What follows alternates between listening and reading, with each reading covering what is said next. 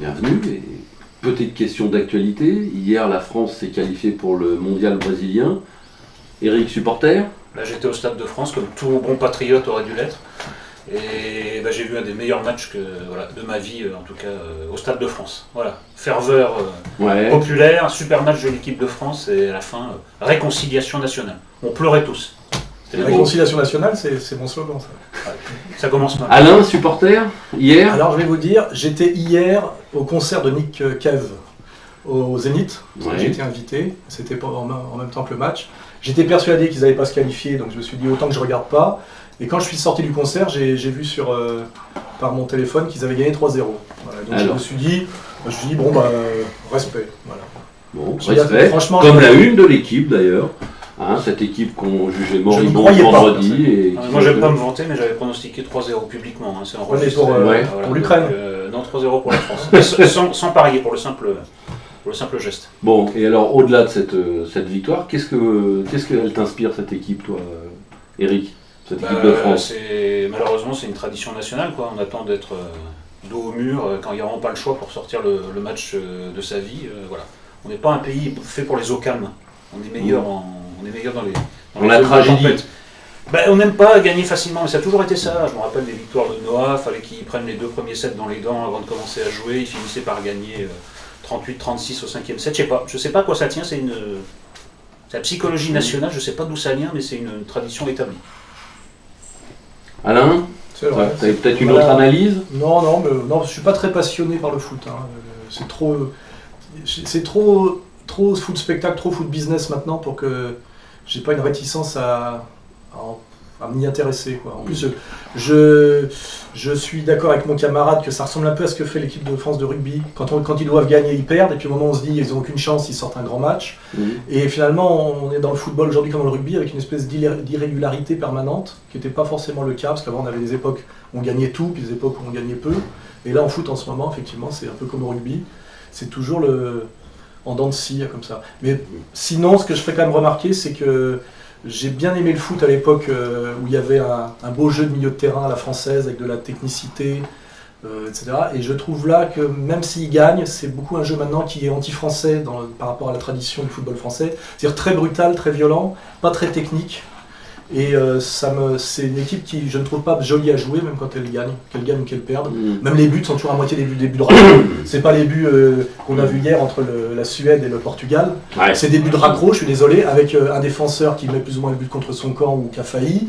L'autre qui rate son tir, mais ça, il reprend machin. L'autre qui est, bon, on a vu qu'il y avait un hors-jeu, il y a eu une compensation, mais c'est pas du football brillant de l'époque de Platini ou du football de l'époque Zidane, c'est du football de tâcheron. Et en fait, un football qui ne fait pas rêver, comme le disaient certains. Moi je trouve que, surtout c'est pas du football français. Avant les Français étaient physiquement un peu légers, mais très techniques. Les Tigana, les machins. Aujourd'hui ils ont tellement compensé le côté très très physique que c'est beaucoup moins tactique et beaucoup moins technique, c'est beaucoup moins collectif. Et c'est vrai que c'est un jeu assez brutal, assez peu intelligent souvent, c'est-à-dire que ça va vite mais avec pas beaucoup de vision du jeu. Et c'est un football qui je trouve peu français dans son esprit et qui me fait pas beaucoup rêver. Voilà, mais ceci dit, bon. Moi je fais une émission de foot avec Manuel Petit, à côté duquel Soral fait un peu fluet, donc côté pas physique des Français, tu vois, ça dépend un peu. Puis hier c'était pas du foot spectacle. Mais Petit c'était pas les années 80, hein, non, mais déjà les années 90. Mais là c'est à la vie à la mort, quoi. Là c'était à la vie à la mort. Hier là il n'y a plus de spectacle, il n'y a plus de trucs, c'est voilà, t'y vas à fond. Et là ils ont fait un match phénoménal. Donc non mais c'était vraiment. Il n'y a que dans des stades qu'on peut ressentir des trucs comme ça, c'était un truc énorme, les gens ne voulaient pas partir à la fin. On regardait le tour d'honneur, tout le monde restait en place. On a senti la vibration. Super soirée de foot. Bien. Ouais. Mais quand même pas, c'est pas un match d'un point de vue du football pur. Non mais c'est pas un très beau match de football, c'est un grand moment émotionnel parce qu'il fallait se qualifier à tout prix. Ils l'ont fait à l'arrache, on va dire, à l'arrache. Mais d'un point de vue est-ce que la France a retrouvé du jeu, est-ce qu'il y a une équipe type qui fonctionne, est-ce qu'il y a un schéma qui fonctionne, la réponse est non. Voilà. C'est-à-dire que la même équipe demain, ils peuvent reperdre contre une équipe classée 20e, 2-0 aussi. Mais ça c'est fait maintenant. Voilà. Oui, c'est ça, ils y sont. Voilà. Alors maintenant, je reviens sur vos dialogues désaccordés, où beaucoup d'internautes nous posent la question, vous êtes-vous rencontrés avant aujourd'hui où on voit que vous êtes ensemble? Là on s'est rencontrés une fois après avoir accepté le principe du livre, et ensuite, ce qui se raconte pour une fois est vrai, c'est qu'en effet, on a fait ça par mail. Ouais, je On s'est confirme. vu à la fin du livre, et aujourd'hui, donc, voilà comment ça a fonctionné. Donc ce qu'on lit un peu partout est vrai. Voilà. Je confirme. Je ne me rappelle même pas qu'on s'était vu avant de commencer le livre. On s'est vu physiquement avant de commencer Oui, le livre. oui, on Tout s'est ça, on on s'est ici, vu on s'est au vu ici, ouais. bar tabac de la rue de la Ouais, Pinaille. exactement. Oui, c'est vrai. On s'est vu dans Voilà. un bar tabac Absolument. dans la place Clichy, une petite demi-heure, et après l'échange de mails a commencé. On a commencé le livre plus tard que prévu d'ailleurs. Hein. On attendait Oui. que tu veuilles bien t'y mettre. Ouais, J'avais d'autres choses à faire. certainement. Non, parce que C'est vrai que dans la vie, je ne fais pas que correspondre avec Alain Soral. le principe, c'était toi qui posais les questions au départ. Non, Donc, vous avez déjà fait vous j'attendais. connecter car il y a un scoop. En effet, je fais d'autres trucs dans la vie que Et correspondre. surtout, c'était toi qui commençais le bouquin en me C'est posant vrai. les questions. Parce que C'est vrai. le livre au début, c'est beaucoup, il me questionne, je réponds. C'est vrai. C'est un peu ça. Donc moi, j'attendais ces questions. Voilà. Et à un moment donné, c'est venu. Et à un moment donné, on se demandait même si on allait faire le livre. Hein. Je me souviens qu'il y a eu... on s'est dit, tiens, finalement, est-ce que le projet n'est pas un peu tombé à l'eau? Je crois qu'on avait signé. Mais on n'avait pas touché les sous. Donc à un moment donné, je me pensais que le livre se ferait pas. Je me suis dit, Et oui, et finalement, il est il là. va se déballonner. Comme son Il est Paul là Zemmour, et il marche bien. Moi, j'ai alors une question qui revient souvent des internautes, qui s'adresse à toi, Eric. Ouais. Comment tu vis cette tempête médiatique dont tu fais l'objet et qui me paraît un peu démesurée par rapport à un livre d'entretien? Bah, tout se passe comme prévu, je dirais. Hein. Je me fais bâcher par les Soraliens, et puis quand je tombe sur l'autre camp, bah, ça tient plus du procès, disons, que de la discussion, puisque en fait, ce qu'on me reproche, c'est le principe même. En fait, peu importe. D'ailleurs, on ne parle jamais de ce que je raconte dans le livre, c'est curieux. Oui. Très rarement. Je crois que c'est arrivé une seule émission. Soit on me demande de réagir aux horreurs que débite Soral sur les 230 pages, soit on me dit vous auriez pas dû le faire. Voilà. Moi, ce que j'ai fait dans ce livre, c'est que j'ai juste, dans un cas particulier, celui de Soral, appliqué ce que je fais chez Zemmour et Nolo ou à sa balance à Paris, c'est-à-dire je reçois tout le monde et je discute avec tout le monde sans liste noire. Voilà. Alors justement, ça m'intéresse, que là c'est l'éditeur qui va te parler, comme si je tweetais et je parle à l'éditeur que tu as été. Comment tu réagis à cette question? Vous n'auriez pas dû le faire. Ça te irrisse, tu la comprends? Je comprends qu'on pose la question, mais le problème c'est que la réponse est dans la question. C'est-à-dire que quoi que je dise, non, vous n'auriez pas dû, parce que de toute façon, votre nom sur la couverture avec Soral, il n'aurait pas fallu. Voilà. Il n'y a pas d'autre argument qu'il n'aurait pas fallu. Moi, je veux bien discuter pied à pied, point à point sur ce qu'il y a dans le livre, mais sur le principe, qui décide avec qui on a le droit de parler ou pas? Bonne question, bonne question. Alors c'est la question, Alain, que je voulais te poser. Bon, toi tu t'attendais à cette levée de bouclier? Déjà, je vais répondre déjà à une petite remarque qu'il a fait, qui n'est pas tout à fait vraie. Les Soraliens, je ne sais pas trop ce que c'est, mais enfin les gens qui m'aiment bien ne l'attaquent pas autant qu'ils le disent. C'est un peu pour se protéger qu'ils disent ça. Si on va sur le site Égalité et Réconciliation, quand on regarde des commentaires, il y a beaucoup de gens qui disent Nolo, tu as eu le courage d'y aller. C'est quand même mieux que de dire que c'est un pestiféré. Donc en fait, je sais pas trop où tu te fais attaquer, mais sur le site Égalité et Réconciliation, tu te fais pas attaquer. On te dit, et même quand je regarde un peu sur Facebook, c'est bien d'avoir. C'est le seul qui a osé y aller. Voilà, c'est le commentaire. Et d'ailleurs, il n'y a pas tellement de commentaires sur le fond. En général, voilà. Mais c'est la même chose dans l'autre sens. C'est un peu dommage parce que c'est pas un dialogue mondain, c'est un dialogue, à mon avis, sur des questions. C'est ce qu'on nous reproche. Hein. Non, mais c'est sur des questions essentielles. Pourquoi on ne parle pas de ça? Ensuite, il y a quelque chose qui est incompréhensible pour moi, c'est de supposer que le fait de dialoguer avec quelqu'un suppose une adhésion. Oui. C'est quand même très étrange. Ça suppose une fraternité à minima, c'est-à-dire qu'on se crache pas à la gueule. Et ça, normalement, tu devrais me cracher à la gueule dès que tu me vois à 10 mètres. C'est quand même tout ce qui a été mis en place depuis quelques années, et c'est pour produire cet effet-là. Et ce qu'on te reproche, c'est que tu n'obéis pas au dispositif qui a été mis en place contre moi, parce que je te fais remarquer quand même qu'on t'invite toi tout seul à l'émission pour un livre qu'on a fait ensemble, sans que jamais que la question soit posée, c'est pourquoi finalement Soral n'a pas le droit de répondre aux injures qu'on lui envoie, et pourquoi il faut que ça passe par ta médiation, parce qu'on est quand même dans un état de droit et dans une démocratie où il y a marqué nulle part que Alain Soral est interdit de télévision par un jugement de tribunal. Ce qui veut bien dire qu'il y a une force occulte en France qui peut m'interdire de médias de façon systématique et évidente, et là je ne suis pas dans le délire paranoïaque, ça peut être confirmé par toi-même, et que simplement on te reproche, en m'ayant parlé, d'avoir remis mon nom et mon être en contact avec le public, je dirais mainstream, parce que j'existe par Internet comme tu le sais. Et la vraie question que je pose, c'est est-ce que tu ne trouves pas étrange, toi, d'être invité tout seul à toutes les émissions sans jamais moi, et que je me fasse systématiquement diffamer et injurier en ta présence, sans jamais pouvoir répondre, alors que je ne suis pas condamné à la prison ou à quoi que ce soit. Il y a quand même des gens qui font des listes noires en France, il y a eu la fameuse liste de Cohen, et je me demande comment tu fais toi pour ne pas t'en rendre compte, ou est-ce que tu t'en es rendu compte, et finalement, la manière dont tu te comportes relativement élégamment, c'est seulement de dire j'ai accepté de faire le livre avec Soral, c'est déjà ça devrait m'extasier, bien que ce soit systématiquement pour le contrer, parce qu'il est antisémite, révisionniste, homophobe, raciste, etc. Là, il y a quand même un gros non-dit, c'est qu'il y a une liste noire en France qui est faite par des gens qui règnent sur le monde médiatique en dehors de toute légalité et en dehors de toute officialité. Et moi, mon travail avec ce livre, c'est de t'obliger à l'admettre. Voilà. Une réponse. Non, mais je le prends pas comme ça, simplement le dispositif devient très curieux parce que moi je suis invité, j'ai pas à me plaindre, on peut pas dire que le livre soit voilà, sous une chape de plomb, simplement je dois répondre de ce que tu racontes dans le livre. Oui, pourquoi je peux répondre moi? Voilà, non, oui, or dans le livre je ne cesse de contredire ce que tu racontes, donc c'est un peu curieux de me demander de réagir à ce que tu dis, voilà. Puisque mes réponses sont dans le livre. Ensuite, alors ce que je comprends encore moins, c'est est-ce que par exemple on prend le cas d'Emmanuel Carrère? Est-ce que Emmanuel Carrère, quand il fait un bouquin sur Limonov, ça veut dire qu'il devient le partisan d'une milice paramilitaire fasciste russe? Non, il fait son boulot de romancier.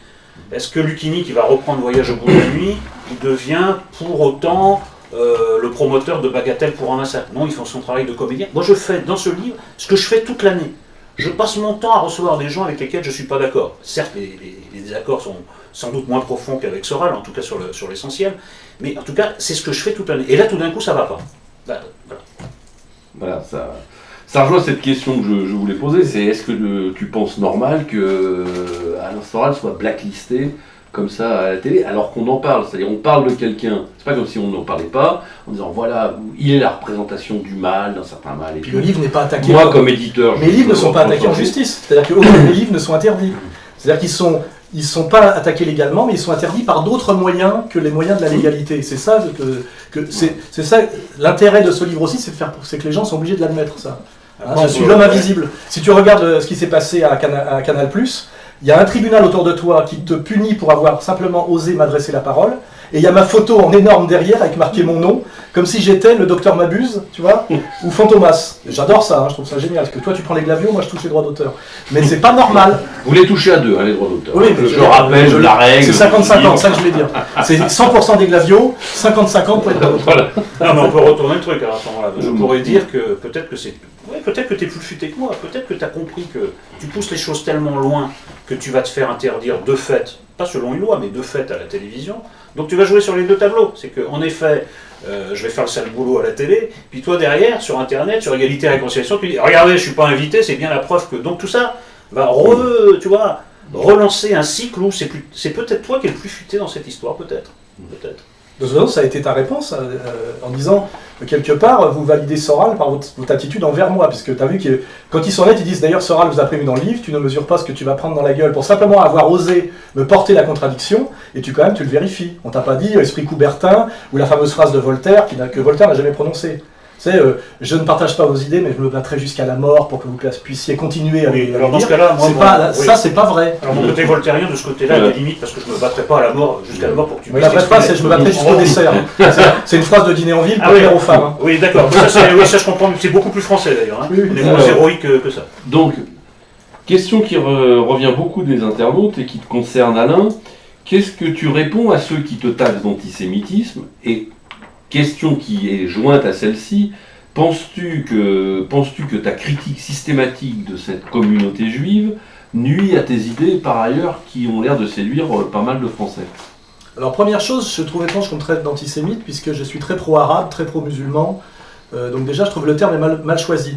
Et déjà, quand on triche sur les mots, c'est qu'on est déjà mal intentionné ou malhonnête. Hein. Je ne suis pas antisémite, puisque ça n'a rien à voir avec une question de sémite, que ce soit d'ailleurs de race ou de langue, hein, on ne va pas faire de l'histoire. Mais par contre, je critique la communauté juive organisée, qui se détermine en général par son soutien inconditionnel à l'État d'Israël. C'est comme ça qu'on peut juger finalement qu'un juif est plus communautaire que français de confession juive. On prend le contre-exemple parfait, c'est Zemmour, effectivement, qui parle en tant que français, et pas en tant qu'israélien en France. Et donc je critique une communauté juive organisée dont le marqueur est de faire passer les intérêts d'Israël avant les intérêts de la France. On a pu le vérifier avec la déplorable tournée de promotion de je sais pas quoi d'ailleurs de Hollande ces jours derniers.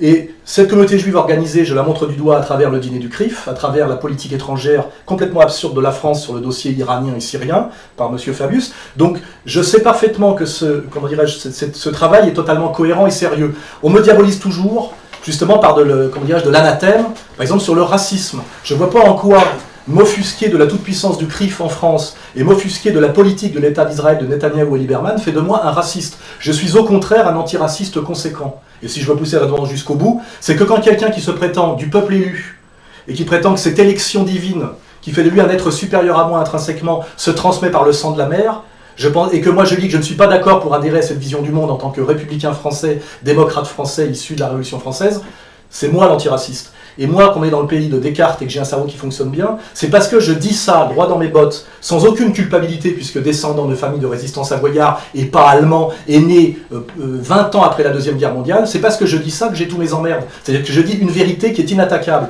Donc qu'est-ce qu'on fait? On me diabolise, on m'agresse physiquement, on me colle les contrôles fiscaux, on me fait perdre des procès que je ne devrais jamais perdre, on pourra en parler sur le procès contre la LICRA pour mes livres, mais finalement on ne m'apporte jamais la contradiction. On me diabolise, on me boycotte, on menace les gens qui m'adressent encore la parole, mais finalement, on ne me porte jamais la contradiction sur le terrain du discours, de la morale, de l'histoire et du bon sens. Voilà. Et c'est là-dessus que je suis droit dans mes bottes. Alors ça étonne certains qu'on puisse avoir aujourd'hui, compte tenu du rapport de force et de l'histoire, ce courage. Eh bien oui, j'ai ce courage. On n'est pas beaucoup à l'avoir et je l'ai. Voilà.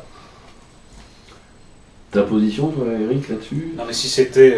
si les arguments... Est-ce que tu penses que cette position systématique de critique de la communauté juive nuit aux idées que veut faire passer Alain dans d'autres domaines? Non, mais là, ce qu'a exposé Soral, c'est que la face émerger quand même, parce qu'il y a aussi tout ce qui touche autour tout ce qui tourne autour du révisionnisme, qui donne l'impression, à mon avis, justifiée, qu'il y a une forme d'obsession anti-juive. La preuve en est, c'est que ça occupe une part, non pas majoritaire, mais enfin une part non négligeable quand même de nos entretiens. Donc il n'y a pas que la critique d'Israël, parce que la critique d'Israël, au fond, de l'État d'Israël, au fond, la gauche israélienne le fait d'une manière extrêmement virulente. Oui. J'ai pas de problème avec des Gilad Atzmon ou des Shlomo Sand. On a beaucoup plus de problèmes en France quand on critique une certaine dérive extrême droitière de l'État d'Israël qu'en Israël. C'est ça le vrai problème. Aujourd'hui, la France, on l'a vérifié avec le problème iranien, est devenue un pays plus extrêmement pro-sioniste que les États-Unis eux-mêmes. Puisque c'est le Quai d'Orsay français qui a bloqué les accords face à l'Iran, contre l'avis des Américains.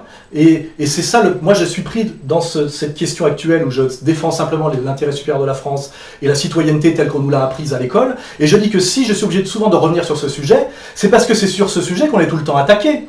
Je veux dire, c'est ça qu'il ne faut pas mentir. C'est que je peux parler de tas de sujets, tout passe, et dès que je dis c'est étrange qu'on n'ait pas le droit d'étudier sérieusement, ou de contredire la version officielle de la Deuxième Guerre mondiale dans une séquence 1933-1945, là je prends un monde qui me tombe dessus. Donc en fait, si je reviens souvent sur ce sujet, c'est parce que je me fais attaquer sur ce sujet, alors que quand je critique une dérive du féminisme, ça passe.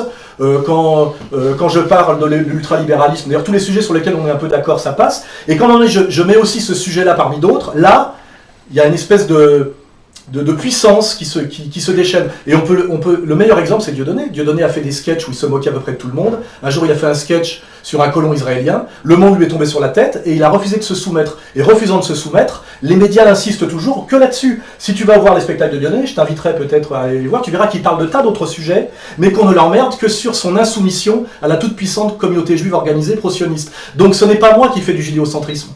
C'est la société française qui est totalement judéocentrée aujourd'hui, et c'est parce que moi je refuse ce judéocentrisme que je me fais persécuter sur cette question, et simplement chaque fois qu'on me pose la question, je réponds. Comme là, tu vois, je viens de répondre, alors que n'importe qui normalement baisse les yeux et botte en touche. Voilà. Le problème c'est que ça devient un petit peu obsessionnel, c'est pas seulement de l'antisionisme, et puis bon, malheureusement, l'expérience nous a instruit que tous les gens qui veulent, comme tu dis, discuter ouvertement de cette période 33-45, le font très souvent avec des arrière-pensées révisionnistes et négationnistes. Tu vois.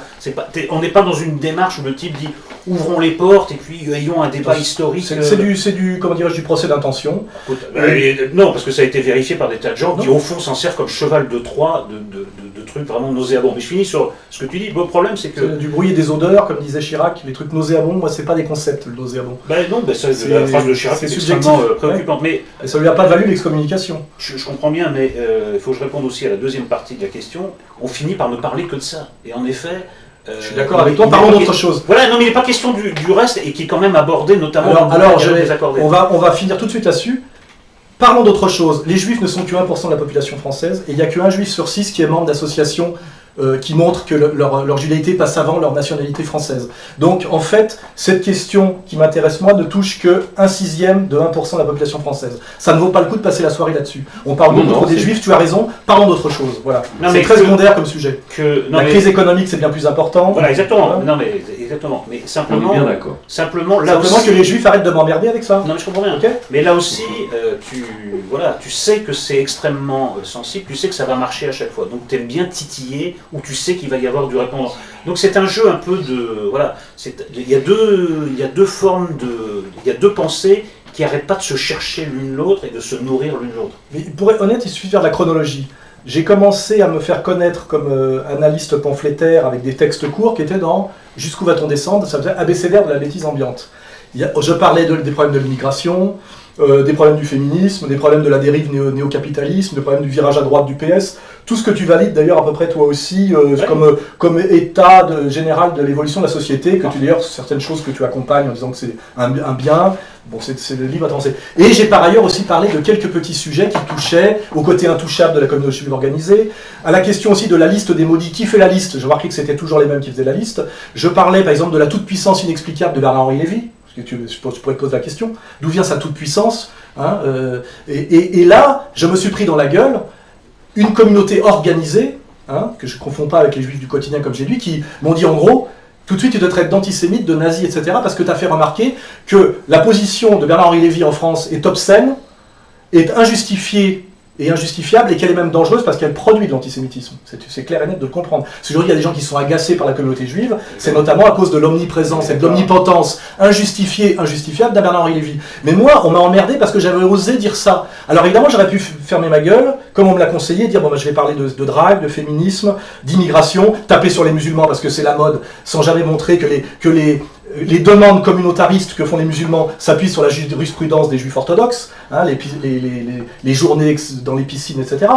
J'ai eu l'honnêteté de continuer à ne simplement faire comme si le lobby juif n'existait pas. Alors qu'on m'avait conseillé de faire comme s'il existait, et que tout le monde ici, y compris toi, a bien compris qu'il existait et qu'il ne fallait pas trop la ramener là-dessus si on avait un plan de carrière. Et c'est tout. Et tous les Français comprennent ce que je dis. Voilà. Je me suis assez opposé à BHL sur beaucoup de dossiers pour ne pas y revenir. Simplement, il est toujours là. Ce que tu dis de l'antisionisme est complètement faussé dans la réception par le truc obsessionnel sur ce que tu nommes la période 33-45, qui est en fait la période de la Seconde Guerre mondiale et des camps de concentration. Tout ça, ça donne l'impression, et qui est quand même justifié... Qui n'est pas non plus un sujet central chez moi. Je revendique simplement le droit, pour les gens qui veulent étudier cette période, d'avoir le droit de le faire, et je suis contre la loi Guesso. C'est un sujet qui ne me passionne pas, parce que c'est un sujet pour monomaniaque, que moi je suis un intello, j'aime bien les concepts, et que c'est pas très conceptuel de compter les tibias, tu vois ce que je veux dire? Donc il faut pas mentir, je dis simplement que je trouve scandaleux qu'il y ait une loi d'exception en France qui est anticonstitutionnelle, qui s'appelle la loi Guesso, qui renvoie en prison, et en prison ferme, je parle de M. Renoir,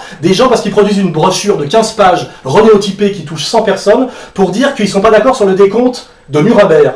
C'est tout ce que je dis, et rien de plus. Et personne, que ce soit Elisabeth Lévy, ton copain Zemmour, et tous les gens de la communauté juive organisée, quand tu les prends à part un, sont tous d'accord pour dire que la loi Guesso est inique et contre-productive. Or, elle ne tombe pas. Voilà. Alors je te pose la question, tu es pour ou contre la loi Guesso ?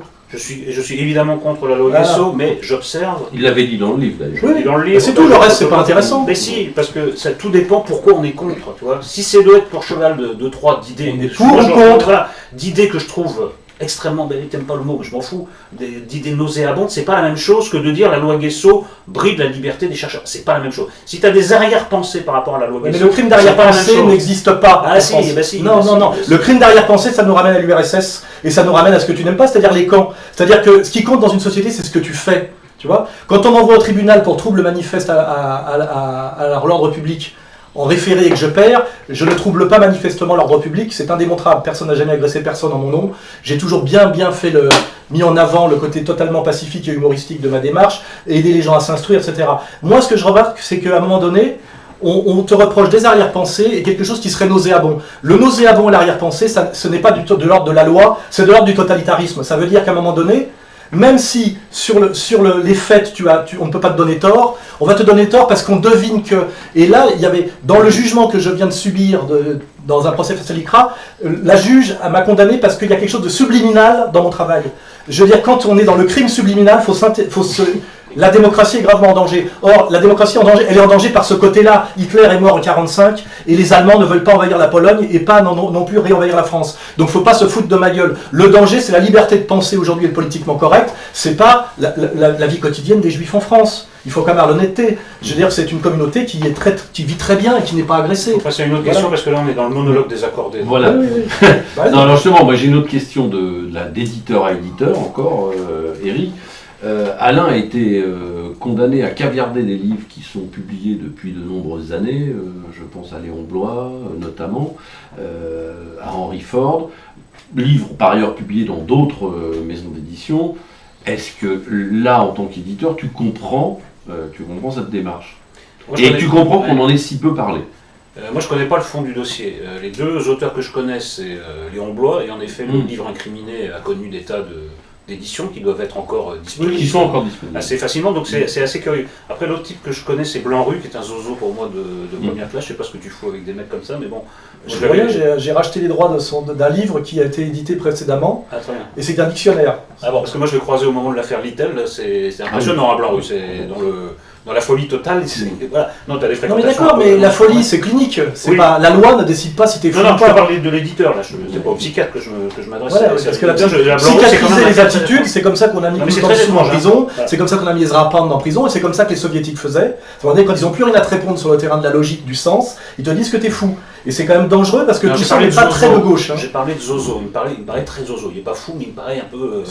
Non, mais c'est pas un copain en plus, et je te le dis tout de suite, mais l'air de rien, c'est quand même un historien qui publie dans beaucoup de revues d'histoire et qui avait produit un dictionnaire. Voilà. Et aujourd'hui, ce dictionnaire est pilonné, alors qu'il a été préfacé par Yann Moix, qui est quand même le Renaudot de cette année. Et simplement, il est pilonné. Pourquoi? Parce que c'est moi qui ai racheté les droits d'un livre qui existait déjà depuis 2007. Et c'est-à-dire qu'aujourd'hui, la justice dit il y a des livres que seul Soral n'a pas le droit de rééditer parce qu'on soupçonne qu'il les réédite avec des arrière-pensées. Je veux dire, le crime d'arrière-pensée, c'est très dangereux pour la démocratie, c'est tout ce que je dis. Là, j'étudierai le dossier, là, j'avoue que c'est troublant. Maintenant, pour le reste, Léon Bloy, moi, c'est une de mes plus anciennes lectures, je trouvais ça chez mon arrière. Et surtout, attends, je vais t'expliquer pourquoi j'ai édité ce bouquin. J'ai réédité en même temps La France juive de Drummond et Le Salut par les Juifs de Léon Bloy. Pourquoi? Parce que Le Salut par les Juifs de Léon Bloy est la réponse au bouquin de Drummond. Drummond est ce qu'on appelle un antisémite pour des raisons économico-sociales, c'est intéressant d'ailleurs historiquement, et comment dirais-je, Bloy lui répond en tant que philosémite pour des raisons théologiques et eschatologiques. Et donc le bouquin de Bloy est un livre contre le bouquin de Drummond, et qui lui répond sur le terrain de la religion, en disant les Juifs sont dans le dessein divin, ils n'avaient pas le droit de ne pas le prendre en compte, c'est Dieu qui a décidé d'en faire la croix sur laquelle le Christ est cloué, etc. Donc je réédite ces deux bouquins en même temps. Parce que l'un est à la réponse de l'autre, et ça te crée le climat de la fin du 19e siècle. Hein. Voilà. C'est donc très intéressant, et puis c'est très subtil, c'est-à-dire c'est très complexe dans les deux cas. Et là, il y a la LICRA qui dit, voilà, on a pris les ciseaux, on vous interdit d'éditer ces deux livres. Alors je ne parle pas du Drummond, parce que c'est plus carré, mais le Bloy, qui est une œuvre, en plus c'est un pamphlet littéraire avec un style, c'est d'une subtilité incroyable. Et alors la LICRA a pris les ciseaux, et a dit, vous avez le droit, vous, Soral, de l'éditer, que si vous enlevez tel et tel et tel passage. Excuse-moi, mais ça ressemble beaucoup à du Pol Pot. Parce que ça me paraît pas très défendable. Bon, ça nous fait un point d'accord, il y en aura peut-être pas beaucoup d'autres. Je pense que je gagnerai en appel. Alors, pour une question plus légère des internautes, Alain, après ces dialogues avec Eric, avec qui t'aimerais débattre? Déjà, je veux dire un truc, je remercie quand même Nolo d'avoir toujours joué le jeu, et même si c'était très virulent, parce que c'est moi qui suis le plus virulent, parce que souvent il m'engueule avec son point de vue de gauche gentil, et moi je lui rentre dans la gueule en disant tu te fous de ma gueule, tu fais semblant de pas comprendre, etc. J'ai été beaucoup plus agressif que lui dans le bouquin. Il n'est jamais sorti de ses gonds, il n'a jamais sorti du jeu, et donc il a ce côté où je peux valider qu'il est de gauche, parce que genre, un mec de gauche est censé être pas brutal et ne pas recourir à la force, c'est qu'il est toujours resté dans le débat courtois, et l'intérêt c'est ça, c'est qu'on on passe jamais à la violence physique, à l'injure gratuite, etc. Et c'est quand même ça, l'histoire de la France, pour moi, c'est ça. On est au bistrot, on s'engueule avec un mec, mais on remet la tournée. Et finalement, à la fin, on rentre chez soi. Et tout ça, ça a fait qu'on a passé un moment pas trop désagréable, parce que c'est pas très drôle d'être avec que des gens qui sont d'accord avec vous. Et de ce point de vue-là, c'est pour ça que j'aime bien Nolo et Zemmour, parce que ce que je vais dire aussi, c'est que j'ai fait cette correspondance avec Zemmour, avec qui j'avais très peu de relations, bien que tu m'avais invité il y a quelques années à une émission sur l'art contemporain. Donc tu vois que je maîtrise d'autres sujets, parce que j'avais parlé de l'art contemporain, qui est un sujet que je comprends, que je connais très bien, mais on pose peu de questions là-dessus, malheureusement, aujourd'hui. Et par contre, j'entretiens une correspondance depuis très longtemps par mail avec Zemmour, que voilà, je pense qu'il il va pas parler, et on échange, on discute, etc. Je lui offre mes bouquins dédicacés, lui pareil, voilà. Et pour moi, c'est ça qui est la France saine, c'est cette France soi-disant voltairienne qu'on nous vend, mais qu'on nous interdit d'acheter quand c'est moi, parce que c'est un peu ça la métaphore. Moi, je suis pour, c'est-à-dire que moi, je reproche des choses à des gens qui ne justifient jamais qu'on les agresse physiquement. La France est un pays riche, avec des institutions démocratiques. Je suis pour comme il le dit, pour le débat d'idées, mais libre totalement. Et j'ai horreur de l'anathème, du crime d'arrière-pensée, du crime subliminal, et aussi de la moraline qui consiste à dire oui, mais là, quand même, on ne peut pas. Et puis alors, c'est-à-dire à un moment donné, je dis bon, j'ai entendu vos cris, vos insultes et vos évanouissements. J'attends vos arguments sur le terrain de la logique et du droit, enfin du droit qui est censé être validé par la société telle qu'elle est. Dans un pays qui s'appelle la démocratie à la type Montesquieu, ça s'appelle séparation des pouvoirs. Voilà, il y a le droit pour ça. Et ce que je redis moi depuis le début, c'est je suis interdit de médias alors que je ne suis pas condamné par la justice pour ça. Ce qui veut bien dire qu'il y a une justice occulte qui s'exerce. Et c'est de ça dont je parle. Et c'est là-dessus que tu auras du mal à répondre.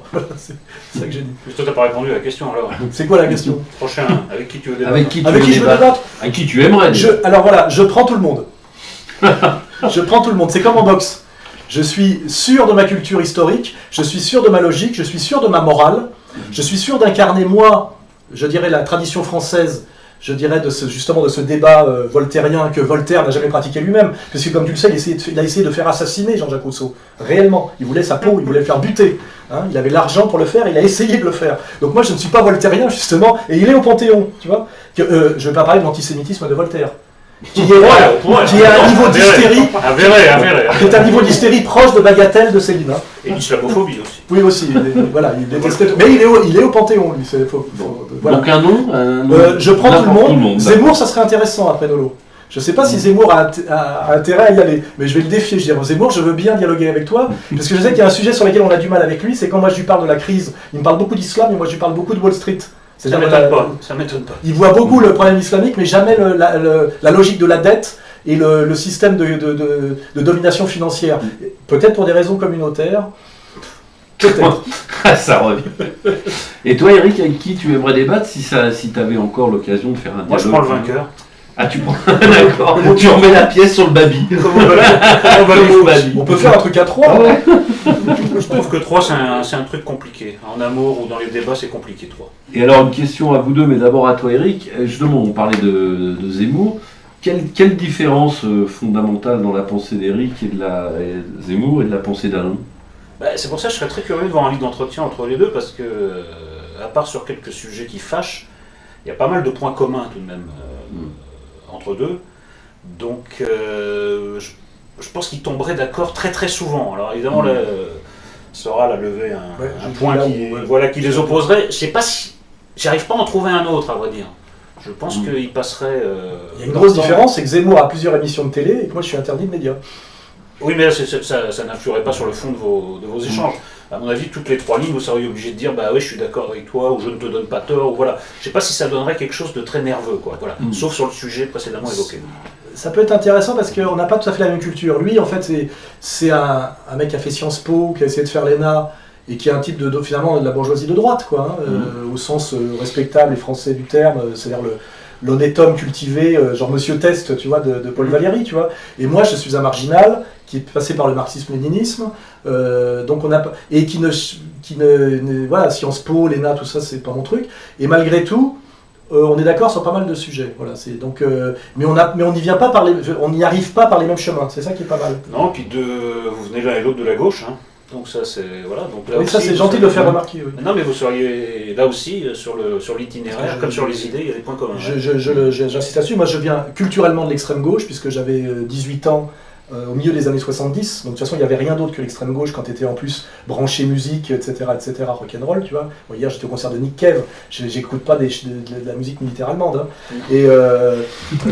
Et après, quand j'ai voulu devenir sérieux, je suis passé du gauchisme, qui est un truc d'imbécile, le sais toi-même, au sérieux de la gauche, et donc je suis devenu marxiste-léniniste, encarté au PCF. Parce que certains nient, des fois des gens disent on n'a pas vérifié. J'ai été 7 ans au PCF, j'ai mes cartes avec les timbres. Si tu veux un jour, je te les montrerai.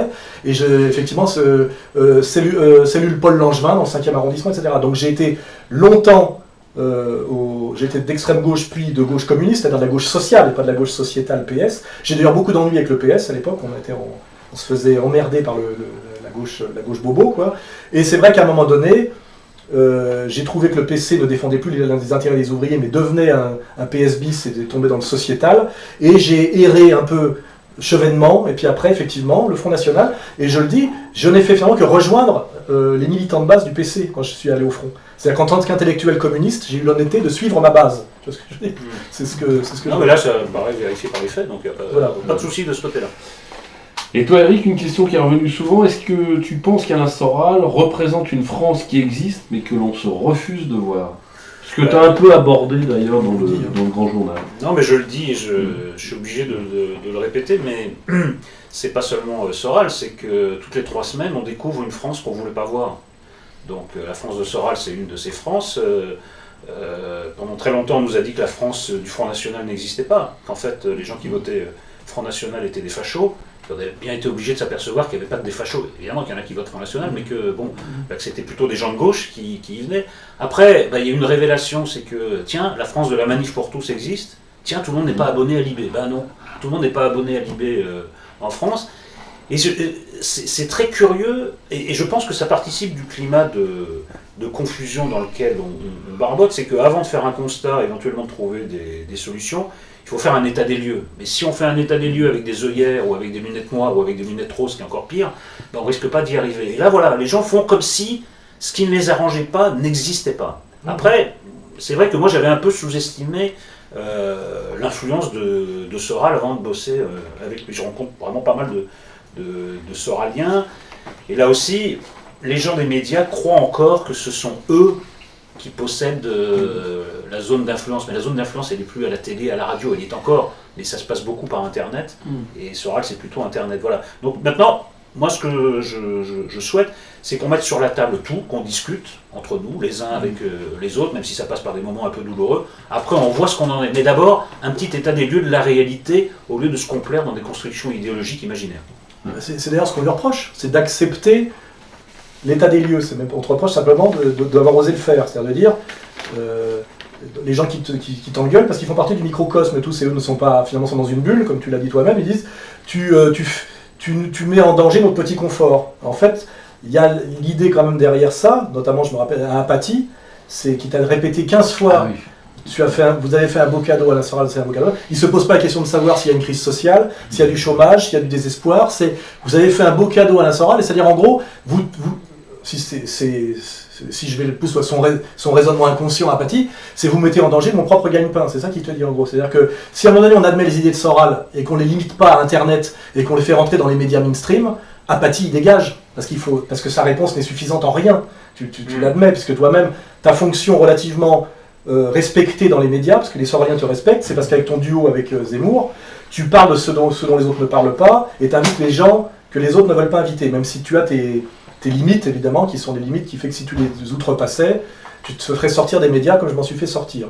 Je pense que d'une façon ou d'une autre, ton instinct t'interdit aussi d'aller sur mon terrain, parce que l'instinct, c'est toujours la survie de soi et de son espèce. Donc je ne te reprocherai pas de te mettre en danger, je ne te demande pas de te mettre en danger, de mettre en danger ta famille, tu vois ce que je veux dire. Non, mais voilà. Je dis simplement, lui, on lui reproche en ce moment, justement, de faire un état des lieux, et la situation ressemble exactement à la situation de l'URSS au milieu des années 70, où il y avait la Pravda, qui était que de la langue de bois, toute une société parallèle qui s'était mise en place. À l'époque, c'était pas Internet, mais c'était la dissidence soviétique, et qui a pris une telle ampleur à un moment donné que la contre-société avait plus de poids en fait que la société officielle, à tel point qu'à un moment donné, les cadres du PC, et c'est Gorbatchev, il dit bon, écoutez, on arrête.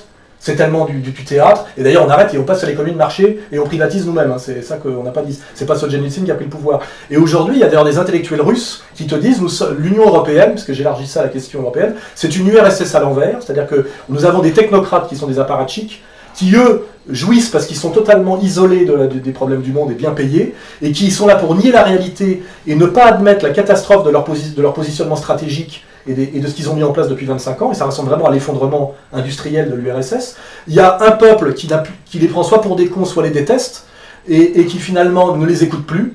Et ces gens-là sont tout seuls, en vase clos. Et si on fait cet audit que tu fais un petit peu, même si après tu pousses pas l'analyse là où je la pousse, sur les causes et ce qu'il faudrait faire, en fait, l'état des lieux en ce moment ressemble beaucoup à la période qui a précédé l'effondrement de l'URSS, inversé. Eh ben, il ne reste plus qu'à attendre. Bon.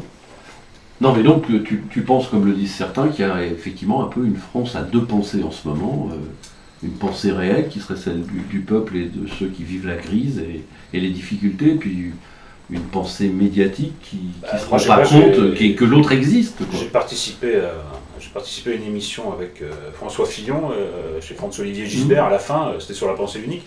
Il a demandé à chacun un domaine dans lequel il faudrait vraiment se débarrasser de la pensée unique. Fillon, il a tout de suite cité les médias.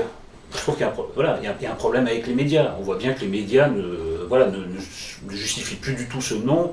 Ils vivent quand même dans une sorte de monde parallèle qui est complètement éloigné de ce qu'on voit.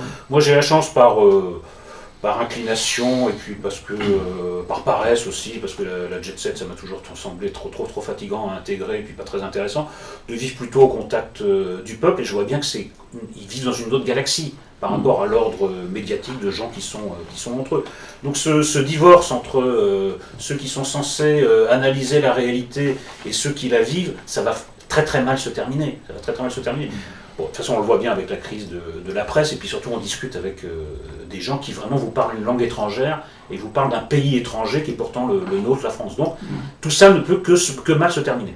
Ouais, voilà. Sauf si on m'écoute. Ça, c'était une des questions. Surtout si on écoute ça. Comment vous voyez la France dans ces années qui viennent, Alain? Moi, je vois la Grèce. On voit très bien qu'on est dans un processus d'effondrement progressif qui touche tous les pays de l'Union européenne, alors les plus fragiles au départ et puis les plus solides. Donc le dernier à tomber, ce sera l'Allemagne. Désolé pour toi de repartir de l'Allemagne, mais pour une fois. Parce que finalement, on a le droit. Oui, mais là, finalement, les Allemands, ils ont gagné par d'autres moyens, finalement. Mais je suis d'accord. Enfin, c'est pas les mêmes. Mais il y avait plusieurs corps en Allemagne. Sans faire d'humour. Je pense que dans 2-3 ans, si rien ne change, en France, on sera dans la situation de la Grèce, où le Front National sera assimilé à Aube Dorée, et comme on ne saura plus quoi leur répondre sur la question sociale, on ne parlera que d'une question raciale fictive en les traitant de racistes toute la journée. Tu as quand même remarqué que comme on ne sait pas quoi répondre sur la question sociale, on invente l'affaire Taubira, on la monte en épingle, le PS fait des meetings de lutte contre le racisme.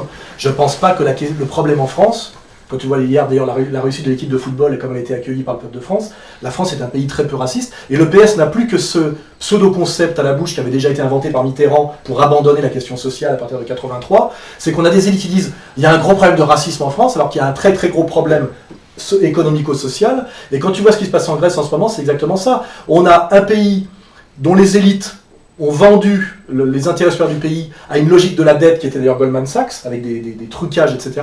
Les fonctionnaires ont leur revenu baissé de moitié, on a un effondrement des classes moyennes et une misère qui monte dans un pays qui est quand même dans la zone euro, c'est pas l'Afrique centrale, et on a, face à cette crise sociale liée à une logique de la dette, il faut le dire, un mouvement populiste qui émerge qui s'appelle Aube Dorée, que les médias mainstream traitent systématiquement de nazis, alors que je te rappelle que même si l'extrême droite grecque et d'extrême droite, les Grecs ont combattu les nazis, il faut quand même pas oublier, ils se sont battus contre eux, donc ce genre de filiation malhonnête qui joue sur l'inculture historique, même l'extrême droite grecque ne peut pas être nazie, elle peut être d'extrême droite mais pas nazie, il n'y a pas de lien, c'était les anti-nazis, les Grecs ils ont été victimes du nazisme historiquement. Voilà. Enfin, et là c'est une extrême droite criminelle, moi je m'en fous. Non, criminelle. C'est un mouvement populiste qui essaye de défendre le peuple, notamment en faisant des distributions de bouffe, en essayant d'aider un peu à lutter contre l'effondrement des conditions de vie du petit peuple grec, qui est le niveau de vie et l'insécurité. Ça marche toujours ensemble.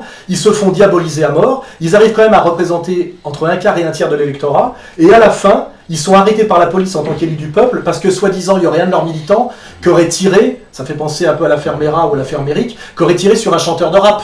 Et du coup on arrête, on met tous les mecs en tôle et personne ne moufte.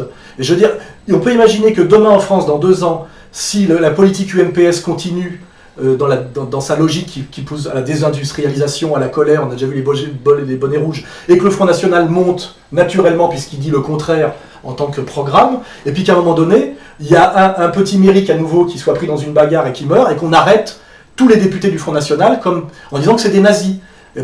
Il est très possible que si les gens n'entendent pas ce que je leur dis en ce moment et qu'on ne renoue pas réellement avec la démocratie, que ce qui se passe en Grèce en ce moment, c'est-à-dire toute l'analyse complète, la crise, la violence sociale, les violences réelles, les manipulations, les flingages, c'est-à-dire que là il y a 2 types d'Ogdoré qui viennent de se faire abattre, ça n'a pas offusqué personne, on a les images, tu as vu, de vidéosurveillance par des tueurs à cagoule, on peut très bien imaginer que ce qui se passe en Grèce aujourd'hui, ça arrive en France dans 3 ans si on ne change rien.